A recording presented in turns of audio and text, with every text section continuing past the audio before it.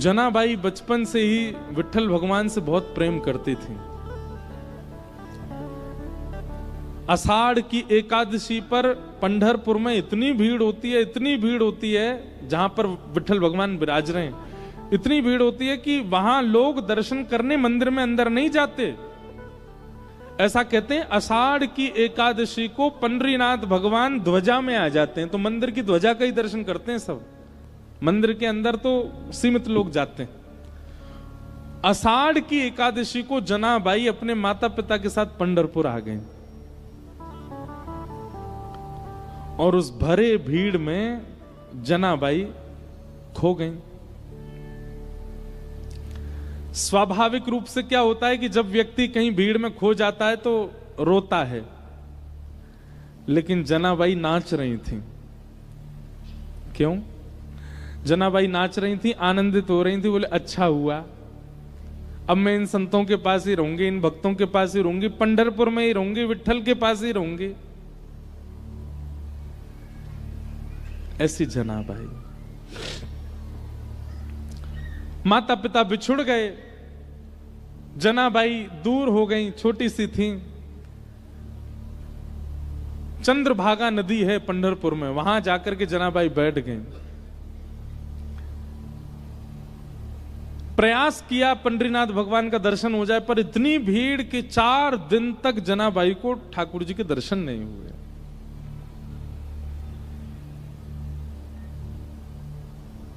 चार दिन तक तो सह लिया, लेकिन 4 दिन बाद जनाबाई रोने लगी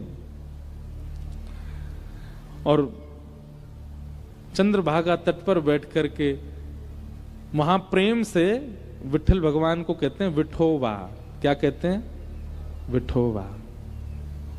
जैसे हमारे यहाँ कान्हा, कनुआ, गोपाल, ऐसे पंढरपुर में विठोवा।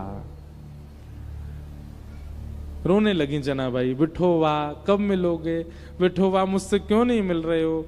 विठोवा देखो मैंने सब तो छोड़ दिया आपके लिए, आप क्यों नहीं आ रहे मेरे पास? देखो ना विठोवा, मैं मेला में खो गई, माता पिता मुझसे बिछुड़ गए, मैं फिर भी दुखी नहीं हुई, क्योंकि मुझे पता था आप मिलोगे मुझे, क्यों नहीं मिल रहे हो?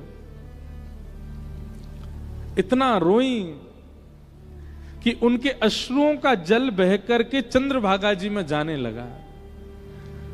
तभी चंद्रभागा जी ने कृपा की और श्री नामदेव जी महाराज को वहां भेज दिया।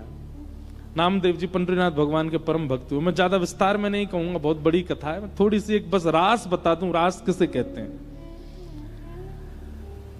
नामदेव जी ने देखा छोटी सी बालिका रो रही है, विठोवा कब मिलोगे? विठोवा कब मिलोगे? नामदेव जी उस बालिका से बोले, लाली तुम कौन हो? बोले मेरा नाम जना है। तुम्हारे माता पिता कहाँ हैं? बोले वो तो खो गए, मिले नहीं। तुम्हारा घर कहाँ? बोले मुझे नहीं जाना, मेरा घर पंढरपुर ही है। विट्ठल रुक्मणी ये मेरे माता पिता। और जनाबाई पता क्या कहती थी? मेरे पिताजी रुक्मणी है, मेरी मां विट्ठल है। वो उल्टा बोलती थी। देखो कैसी भावना भक्तों की। वो ठाकुर जी को अपनी मैया बोलती थी। इसीलिए पंढरपुर में विट्ठल भगवान को कहते हैं माउली। क्या कहते हैं? माउली। माउली मतलब मैया। जनाबाई कहती रुक्मणी मेरी पिता हैं और विट्ठल मेरी मैया है। उनका ये भाव सुनकर के नामदेव जी के नेत्र सजल हो गए। कितनी सुंदर भावना। और छोटी सी जनाबाई का हाथ पकड़ करके नामदेव जी, चलो मेरे घर रहना, तुम वहीं चलो। और अपने घर ले आए। नामदेव जी के यहां नियम था, रोज शाम को कीर्तन होता था और उस कीर्तन में अनेक वैष्णव आते थे, चारों तरफ घेर के बैठते। बीच में नामदेव जी बैठ के गाते, मृदंग बजती, कांसे बजते, बढ़िया लोग उछल उछल करके नृत्य करते। लेकिन बहुत ध्यान से सुनिएगा, सबको कीर्तन दिख रहा था, सबको नृत्य दिख रहा था, सबको नामदेव जी गाते हुए दिख रहे थे, लेकिन दूर बैठी जनाबाई देख रही थी। तभी उसने क्या देखा? सुंदर पीतांबरी पहने, मत्स्याकृत कुंडल धारण किए, सुंदर मुकुट धारण है, कमल जैसे नेत्र हैं और अपने कमर पर हाथ धर करके नाचते हुए, नृत्य करते हुए श्री पंडरीनाथ आ रहे हैं। और बीच कीर्तन में उछल उछल करके पंडरीनाथ नृत्य कर रहे हैं। जनाबाई ने जैसे पंडरीनाथ को देखा दौड़ करके भीड़ के बीच में गई।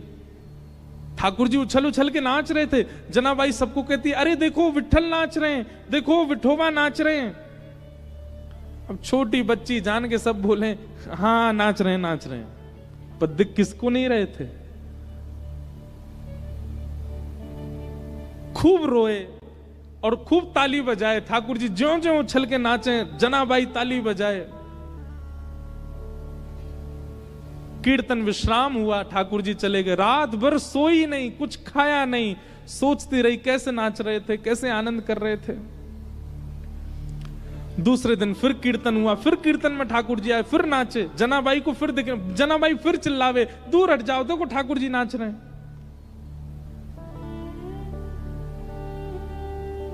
4 दिन 5 दिन रोज ठाकुर जी जनाबाई को दिखे। नामदेव जी जनाबाई से बोले, हे जना तू मंदिर क्यों नहीं जाती दर्शन करने? तो जनाबाई कहती, मैं क्यों जाऊं, वो जाते हैं मंदिर, जिनको ठाकुर जी मंदिर में दिखते हैं, मुझे तो यहीं दिख जाते हैं। आप जब कीर्तन करते हो वो यहीं आते हैं, मैं तो यहीं देख लेती हूं उनको, मैं क्यों जाऊं मंदिर? नामदेव जी बोले, इस बालिका में कुछ तो है, इसको सच में दिखते हैं पंडरीनाथ। एकादशी का दिन आया। एकादशी को लाखों की तादाद में लोग जाते हैं वहां दर्शन करने। आज सुबह से इतनी भीड़ थी, जना बार बार सोच रही है आज पंडरीनाथ पता नहीं आएंगे कि नहीं, आज इतनी भीड़ है, आज पता नहीं कीर्तन में आएंगे कि नहीं, इतने वैष्णव आए हैं, हो सकता है नहीं आवे। बहुत व्याकुल थी, घबराहट हो रही थी जना को। जैसे ही कीर्तन प्रारंभ किया नामदेव जी ने, बहुत देर हो गई ठाकुर जी नहीं आए। जना बोली, मुझे पता था आज नहीं आएंगे, बहुत भीड़ होगी। आज पहली बार जना ने मन बनाया मैं मंदिर में जाके दर्शन कर आऊं, वो नहीं आ पाए तो मैं चली जाऊं।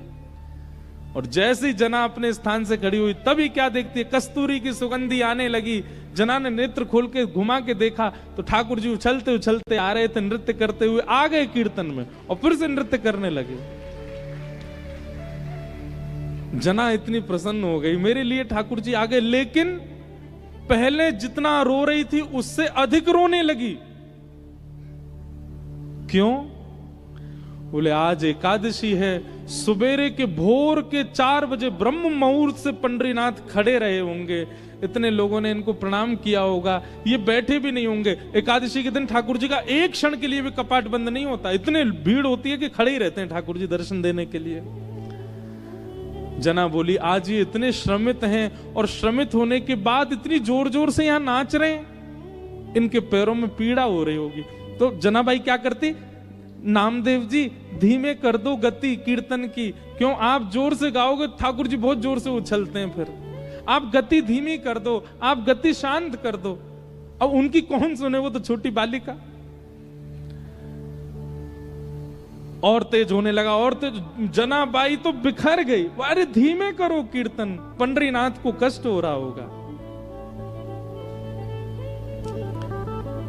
लेकिन छोटी बालिका मान करके सबने उठा के किनारे बैठा दिया, सब अपने कीर्तन में नाचने लगे।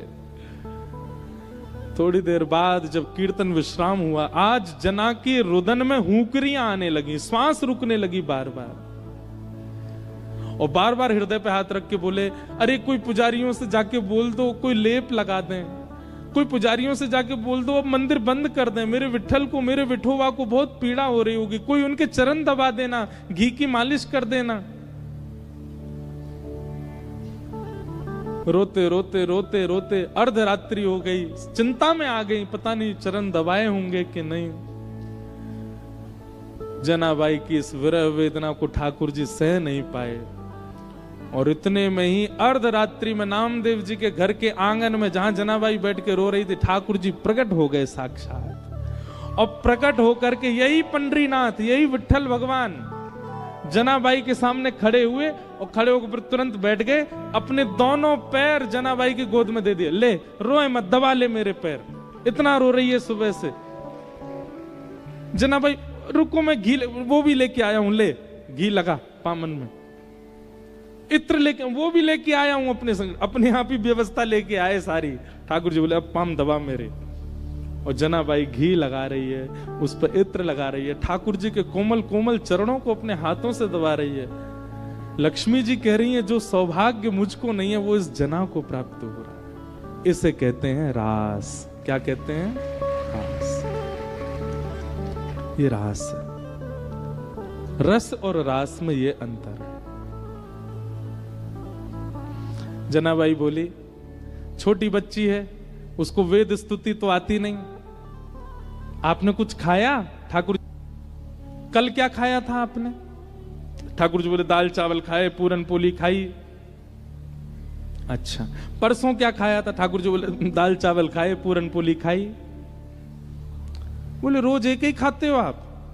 ठाकुर जी बोले मंदिरों में यही है, एक ही नियम है, वही बनता है, हर रोज वही पाते हैं हम, उसके अलावा। बोले आपका मन नहीं भरता इससे? बोले भर जाता है, पर क्या करें, ठीक है जैसे सब पवाएं, बढ़िया। तो जनाबाई बोली आपकी आज्ञा हो तो मैं बनाऊं कुछ अलग, कुछ नया आपको पवाऊं।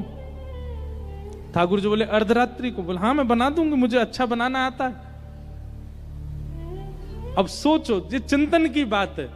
आधी रात है, सब सो रहे हैं नामदेव जी के घर में, और चूल्हा उठा करके जनाबाई बीच में रख रही है। लकड़ी उठा के ठाकुर जी ला रहे हैं जलाने के लिए। ठाकुर जी लकड़ी लगा रहे हैं, जनाबाई कह रही है फूंकनी से फूंक मारो तो बढ़ेगी वो। ठाकुर जी फूंक मार रहे हैं। मां पतीला रखा है, बिठोवा लेके आओ, तो ठाकुर जी लेके आए। जनाबाई धो रही है, दोनों मिलकर के प्रसादी बना रहे हैं। जनाबाई बैठ गई, छोटी छोटे हाथों से छोटी छोटी रोटी बना रही है, रोटी बना के रखती है। ठाकुर जी के लिए दाल बनाई, कढ़ी बनाई, जो नए नए कुछ सामग्री बनाई, परोस दी सामने। ठाकुर जी को पवाने लगे। इतने प्रेम से ठाकुर जी पाते। और जगह तो मना करते हैं, नहीं नहीं बस बस हो गया। ए जना तू थक तो नहीं गई? नहीं थकी, एक और बना दे, हाँ पवा दे। ऐसे जना के साथ आनंद करते ठाकुर। जनाबाई की स्थिति ऐसी हो गई थी,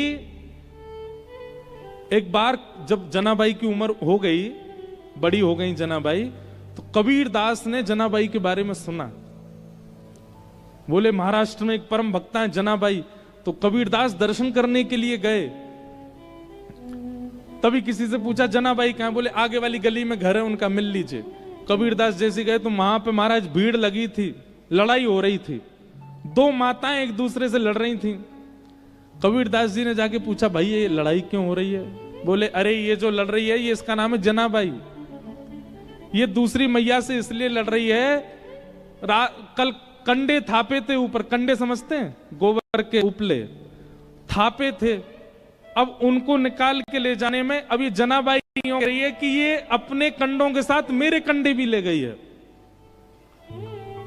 अब लड़ाई इस बात की हो रही है कि वो सामने वाली कंडे दे रही है और जनाबाई कान से लगा करके फेंक देती है। बोले ये मेरा नहीं है, मेरा वाला दो। और बोले कंडे में भी मेरा तेरा क्या होता है? कबीरदास बोले कान से क्यों लगाती है? कबीरदास बोले ए जना सुनो, कंडे ही तो हैं गोबर के, कोई भी उठा ले, वो दे तो रही है सामने वाली, ले जाओ। बोले नहीं मेरे चाहिए। बोले तेरे उस पर कुछ लिखा है क्या? कुछ? बोले लिखा नहीं है। जिस कंडे को कान पे लगाने से विठोवा विठोवा विठोवा विठल विठल ध्वनि आने लगे, समझो वो मेरे हैं, बाकी सारे इसके। कबीरदास बैठ गए वहां पर। बोले भैया किसी के मुख से नाम निकलता है, किसी के रों से नाम निकलते, पर इनके स्पर्श से जड़ वस्तु में से नाम निकलता है। कबीरदास स्वयं बीनने लगे, कंडा उठा, नहीं नहीं ये जना का नहीं है, फेंको। ए जना देखिए तेरा, इसमें से विठोवा आ रहा है। कबीरदास बीन के लाए। ऐसी जनाबाई। तो रास का मतलब क्या है? आपकी प्रेम लक्षणा भक्ति से प्रसन्न होकर के ठाकुर जी आपके लिए सहज हो जाएं, वो रास है। हम सब कथा किस लिए सुन रहे हैं? हम सब नाम जप क्यों कर रहे हैं? हम सब सारी स्थितियों में क्यों हैं? ताकि कभी हमको रास का अनुभव हो। भगवान ने सब गोपियों को आश्वासन दिया कि हम शरद पूर्णिमा की रात्रि पर आपके साथ रास करेंगे। आज शरद पूर्णिमा की रात्रि प्रकट हुई, सब गोपियां विचलित हो गईं। आज तो ठाकुर जी ने हमको बुलाया था। तभी ठाकुर जी ने अधर पर वेणु रख करके जैसे रव करना प्रारंभ किया, वो ध्वनि गोपियों के कानों में स्वर के रूप में नहीं जा रही है, शब्द के रूप में जा रही है। चल गोपी जल्दी कर, कन्हैया तेरी बाट निहार रहे हैं। बंधुओं, ये गोपियां कौन हैं? ये कोई स्त्रियां नहीं है, ये युगों से कृष्ण प्राप्ति के लिए भजन कर रहे सब ऋषि महर्षि हैं। द्वापर में राम जी की इच्छा से गोपी बन के आए हैं, अब वो इच्छा क्रम बड़ा, ये सब गोपी बन के आए। ये सब गोपियां युगों युगों से तपस्या कर रही हैं ठाकुर जी की प्राप्ति के लिए। आज ये सब गोपियां जैसे ही वेणु रव सुनती हैं, दौड़ी हैं अपने घरों से ठाकुर जी से मिलन के लिए।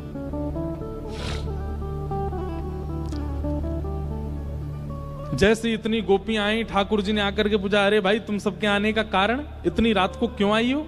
चलो अपने अपने घर को लौट जाओ। गोपियां नहीं लौटी, बल्कि ठाकुर जी को हम क्यों आई हैं इसका प्रमाण देने लगी। इसको प्रणय गीत कहते हैं, बहुत सुंदर है। उन्होंने प्रणय गीत गाया। इस प्रणय गीत के भाव से ठाकुर जी रीझ गए और गोपियों के संग रास करने लगे। रास का मतलब एक एक गोपी को ठाकुर जी ऐसे मिल रहे हैं जैसे उसको कितने दिनों से जानते हैं। उसके सामने जाती गले में गलवैयां डालते हैं और ठाकुर जी कहते कहा लाइए मेरे काजे। और वो गोपी विश्वास नहीं कर पाती है कि ठाकुर जी उसके गले में गलवैयां डाल करके उससे पूछ रहे हैं। अब वो गोपी अपने घर की सामग्री देती है, बोले अरे तू तो बहुत बढ़िया बना के लाई है। फिर दूसरी गोपी के पास जाते हैं, अरे गोपी चल मेरे संग नृत्य कर ले, उसके संग नाचने लगते हैं। फिर तीसरी गोपी के पास जाते हैं, अरे तो इतने पसीना काहे को आ रहे हैं, अपने ही पटका से पहुंच देते हैं। मतलब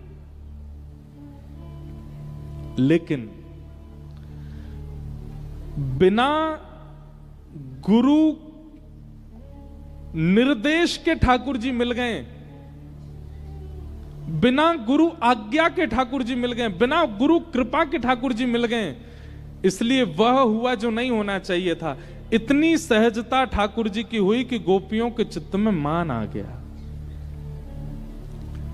और जैसे ही गोपियों के चित्त में मान आया कि हम तो बड़ी सुंदर हैं, ये हमारे रूप पे मोहित हो गए, ठाकुर जी उन सब गोपियों के बीच से अंतर्ध्यान हो गए।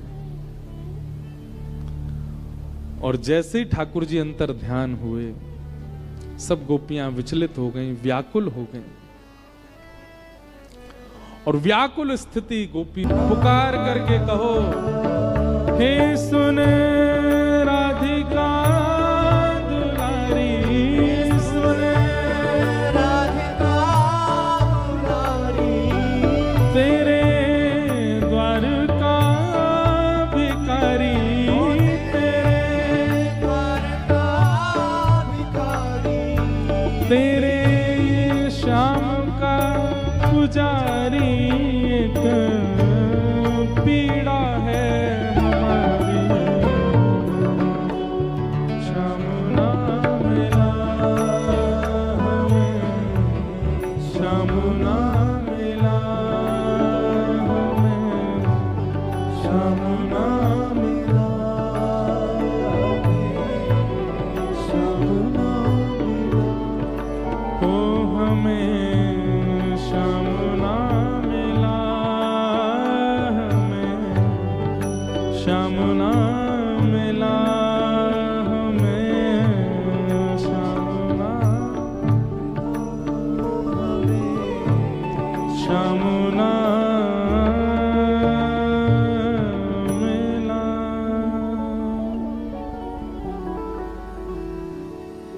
सब गोपियों ने किशोरी जी के चरणों में प्रार्थना करते हुए गोपी गीत गाया। और उस गोपी गीत के भाव में ठाकुर जी को पुकार रही हैं, दैत दृश्यताम दिक्षु तावका स्त्वयि धृता सवस्त्वाम विचिन्वते। हे हमारे दैत सखा, हे हमारे प्राण जीवन धन श्याम सुंदर, आप प्रकट हो जाओ। ठाकुर जी अंतर्ध्यान क्यों हुए हैं? क्योंकि गोपियां आ गई हैं। लेकिन किशोरी जी की कृपा के बिना, ये किशोरी जी कौन है? गुरु। गुरु कृपा के बगैर यदि भगवत प्राप्ति हो गई तो ठाकुर जी अंतर्ध्यान हो सकते हैं। क्यों? क्योंकि गुरु ही तो बताएंगे कि ठाकुर जी आए तो वो कैसे डट कर के रुकें, वो कैसे आपके ही होकर के रहें, ये गुरु ही तो बताएंगे। और जब ठाकुर जी अंतर्ध्यान हो गए तब गोपियां किशोरी जी की शरण में गईं और किशोरी जी की कृपा से गोपी गीत गाया, जिस गोपी गीत से ठाकुर जी पुनः प्रकट हो गए। कि ताशामाभिर्भूत सौरी स्मयमाय मुखाम्भुज पीतांबरधरस्तगवे साक्षान् मन्मथ मन्मथ। ठाकुर जी गोपी गीत के बाद पुनः प्रकट हो गए। एक बात मैं यहां कहता हूं कि जो गाना जानता है ना ठाकुर जी को वही पा पाएगा। इसका मतलब यह नहीं है कि जिसके पास स्वर नहीं है उसको मना कर रहा हूं मैं, नहीं।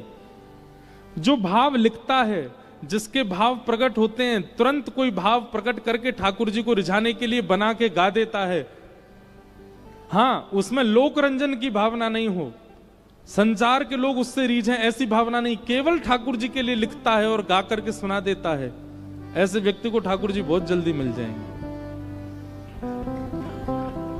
इसलिए हम तो निवेदन करते हैं कि अगर कृष्ण भक्ति में आप आगे आ चुके हो, वृंदावन का नाम सुन के ठाकुर जी का दर्शन करके नेत्र सजल होते हैं, कलम उठाइए और कुछ लिखा कीजिए।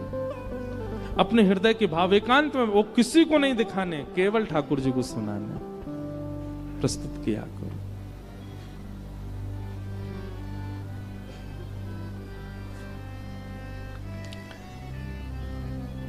गोपियों के बीच ठाकुर जी प्रकट हो गए और अब की बार भगवान प्रकट जैसे हुए, गोपियों ने हाथ पांव सब पकड़ लिए, बोले अब नहीं जाने देंगे। भगवान बोले हम नहीं जा रहे, आप सबको मान हुआ था इसलिए गए थे, अब आप मान रहित हो गई हैं, अब हम आपके संगी रहेंगे और हम एक कृष्ण अनेक गोपी नहीं रहेंगे, अब हम अनेक रूप धारण कर लेंगे। जितनी गोपी उतने ठाकुर जी ने रूप धारण कर लिए और वृंदावन में अब रास नहीं, अब महारास हो रहा था। एक एक गोपी के लिए ठाकुर जी प्रकट हो गए, महारास हुआ। देवादिदेव शंकर भी आए, ब्रह्मा भी आए, चंद्र भी आए, सूर्य भी आए, सब आए। और पूरे वृंदावन में यमुना के तट पर रास बिहार हुआ। चंद्र किरण सा श्याम सलोना, दो आंखें कजरारी। चंद्र एक पंक्ति गाएंगे बस। श्याम सलोना, रास बिहार हो रहा है, महारास बिहार। ओ चंद्र किरण सा श्याम सलोना, दो आंखें कजरारी। चंद्र किरण सा श्याम सलोना, दो आंखें कजरारी।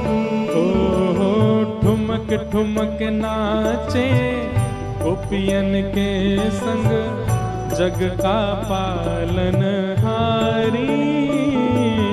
ठुमक ठुमक नाचे गोपियन के संग, जग का पालन हारी। ओ रास बिहारी संग राधा सुकुमारी। रास बिहारी संग राधा सुकुमारी। रास बिहारी संग राधा सुकुमारी। रास बिहारी संग राधा सुकुमारी। ओ ब्रज में विराज रे, श्याम संग राधा नाचे रे। श्याम संग राधा नाचे। ओ श्याम संग राधा नाचे। श्याम संग राधा नाचे। राधा नाचे, कृष्ण नाचे, नाचे गोपी जन। राधा नाचे, कृष्ण नाचे, नाचे गोपी जन। क्योंकि मन मेरा बन गया सखीरी, पावन वृंदावन मेरा बन गया सखीरी,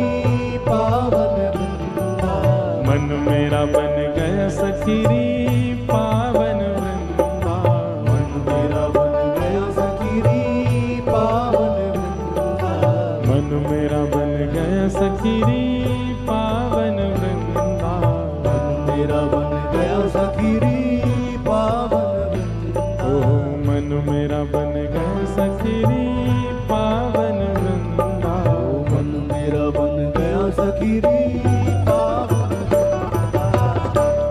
बोलो रास राशेश्वर भगवान की।